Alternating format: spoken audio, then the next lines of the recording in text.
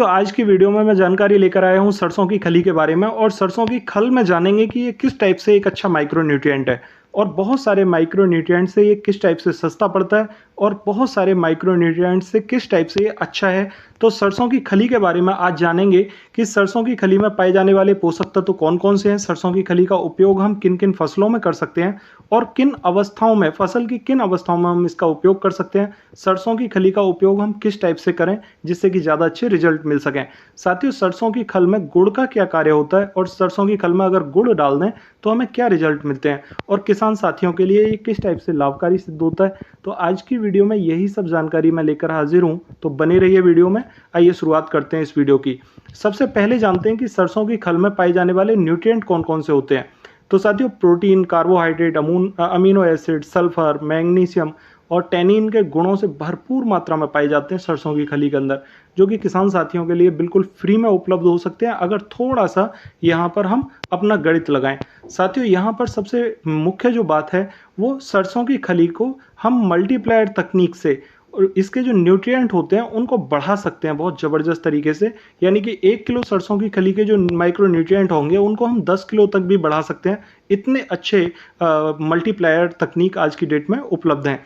साथियों मिट्टी में डालने पर नेमाटोड की समस्या होती है, एफिड्स की समस्या होती है और रूट रोट की समस्या होती है और फंगस की हल्की फुल्की फंगस है उसको ख़त्म करने में सरसों की खली सक्षम होती है और ये ज़बरदस्त काम करती है। साथियों अगर हम कोकोपीट में या रेत में या कहीं भी गमले की मिट्टी को तैयार करना चाहते हैं सरसों की खली के साथ में, तो हमें मिट्टी के 1% भाग में सरसों की खल को मिलाना होगा। यानी कि 10 किलोग्राम अगर मिट्टी है तो 1 किलोग्राम वहाँ सरसों की खली डालनी होगी और उसी से वो हमारा तैयार हो जाता है। साथियों इंडोर प्लांट्स के लिए इसका उपयोग हमें नहीं करना चाहिए।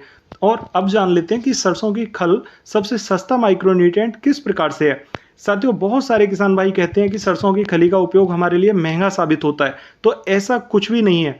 अगर हम बहुत सारे माइक्रोन्यूट्रिएंट खरीद कर लाते हैं और वो हमारे पैसे का वेस्टेज होता है, तो सरसों की खली में हम क्यों ना उस पैसे को इन्वेस्ट कर दें। सरसों की खली के इन्वेस्टमेंट में मैं आपको बताना चाहता हूं कि अगर फॉर एग्जांपल उदाहरण के तौर पर अगर हमने 100 किलोग्राम सरसों की खली ली है तो वो सरसों ली है यानी पीली सरसों हम 100 किलोग्राम ले लेते हैं तो उसके रेट लगभग 5,500 रुपये प्रति क्विंटल के हिसाब से हैं और उसकी पिलाई का रेट लगभग 500 रुपये से 600 रुपये प्रति क्विंटल हो गया, तो इसका टोटल खर्चा 6,000 रुपये पड़ जाता है। साथियों सरसों का तेल जो होता है पीली सरसों का वो 42 लीटर निकलता है 100 किलोग्राम पीली सरसों में, और इसको अगर 150 रुपये से भी कैलकुलेट कर दें, जबकि 150 रुपये प्रति लीटर में ओरिजिनल तेल मिलेगा भी नहीं, तो ये 6300 रुपये का 6,300 रुपये का समथिंग बन जाता है।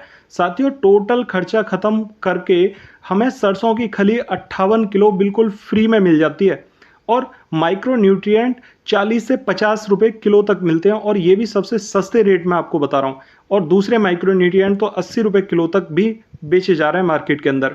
और सरसों की खली एक बहुत अच्छा माइक्रो न्यूट्रिएंट है, इसमें कोई दो राय नहीं है।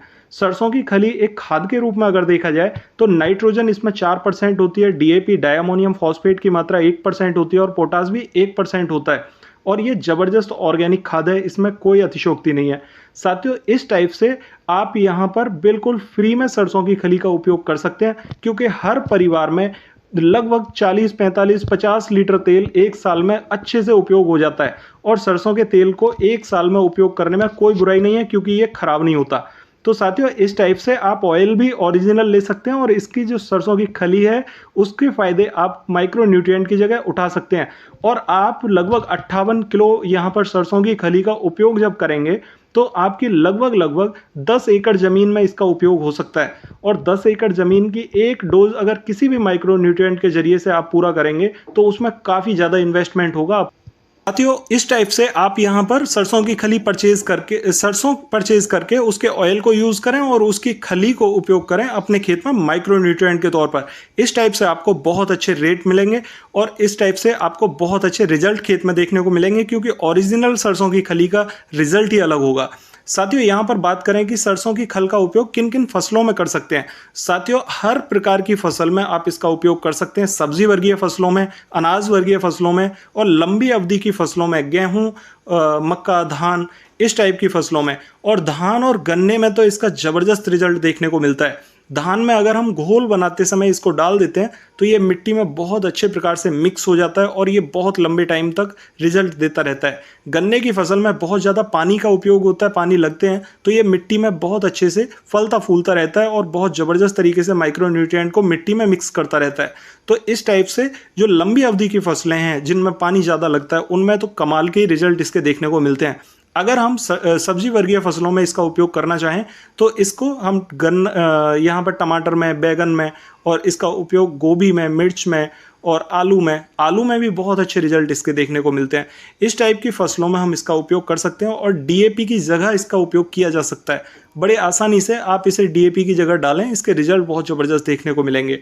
और साथियों, अगर मैं बात करूं यहाँ पर कि सरसों की खल किन किन अवस्थाओं में उपयोग करी जा सकती है, तो साथियों गन्ना धान में बेसल डोज में आप इसका उपयोग कर सकते हैं। गन्ने में जब भी आप अपने खाद को तैयार करें तो बीज डालने के समय पर जब भी आप पहला खाद बेसल डोज में डालते हैं उसी में आप 10 से 15 किलोग्राम सरसों की खली प्रति एकड़ के हिसाब से मिक्स कर लें, उसके बहुत अच्छे रिजल्ट देखने को मिलेंगे।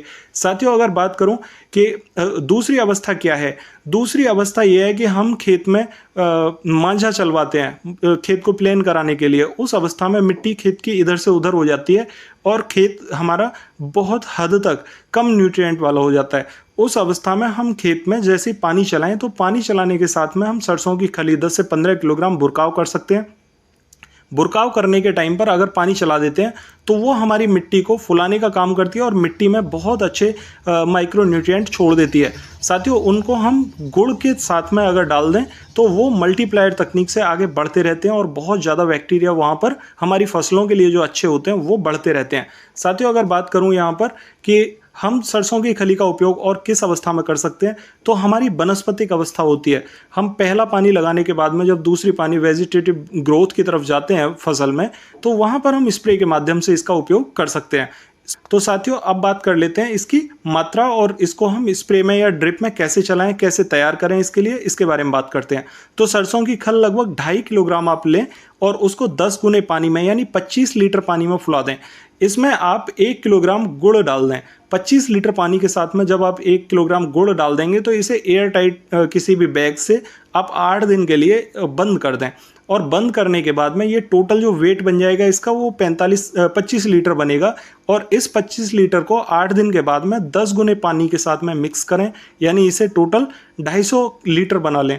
और 250 लीटर बनाने के बाद में आप या तो इसे ड्रिप के सहारे छोड़ दें या फिर इसे स्प्रे के माध्यम से 1 एकड़ ज़मीन में उपयोग कर लें। साथियों, इस टाइप से आप इसे वेजिटेटिव ग्रोथ यानी वनस्पतिक विकास वाली अवस्था में उपयोग कर सकते हैं। साथियों, अगर बात करूं कि सरसों की खल में गुड़ का क्या कार्य होता है, तो किसान साथियों के लिए ये कैसे कैसे फायदे दे सकता है। साथियों, गुड़ एक जबरदस्त मल्टीप्लायर होता है। पौधे को ये सीधे कभी भी नहीं मिलता, लेकिन हमारे लिए ये ह्यूमिक एसिड का काम करता है। कैसे? हमने बहुत सारे फर्टिलाइज़र लगाए होते हैं ज़मीन के अंदर, लेकिन उनमें से जैसे 10% 20% फर्टिलाइज़र तो हमारी फसल ले लेती है, बाकी सभी वेस्टेज पड़ा होता है हमारे खेतों में। तो हमारे खेतों में जो वेस्टेज खाद पड़े होते हैं उन खादों को एक्टिवेट करने का काम गुड़ करता है और उनमें जितने भी पॉजिटिव बैक्टीरिया होते हैं उन्हें बढ़ाने का काम करता है, जिससे कि फसलों को बहुत अच्छे खाद अवेलेबल हो पाते हैं। साथियों, इस टाइप से गुड़ बहुत ज़बरदस्त काम करता है। अगर हम इसे खल में डाल देते हैं या कैल्शियम के साथ में डाल देते हैं तो ये खल के जितने भी बैक्टीरिया होते हैं उन्हें बढ़ाने का काम करता है, मल्टीप्लायर का काम करता है। अगर कैल्शियम के साथ डालते हैं तो उसे भी मल्टीप्लाई करने का काम करता है। साथियों, इस टाइप से गुड़ हमारी फसलों में बहुत ज़बरदस्त काम करता है और गुड़ को हम ज़्यादातर प्रोडक्ट्स के साथ में मिक्स कर सकते हैं और मिक्स करने के बाद लगा सकते हैं। बशर्ते कि हमें यहाँ पर ध्यान इतना रखना है कि जब गर्मी का समय हो तो हमें 1 किलोग्राम प्रति एकड़ के हिसाब से यूज़ करना है, चाहे हम पानी के साथ में ड्रिप में छोड़ रहे हैं। अगर मानो हम सर्दी के मौसम में उपयोग कर रहे हैं तो यहाँ पर हम 1.5 से 2 किलोग्राम प्रति एकड़ के हिसाब से पानी के साथ में या खाद के साथ मिला के छोड़ सकते हैं, उसके हमें ज़्यादा अच्छे रिजल्ट देखने को मिलेंगे।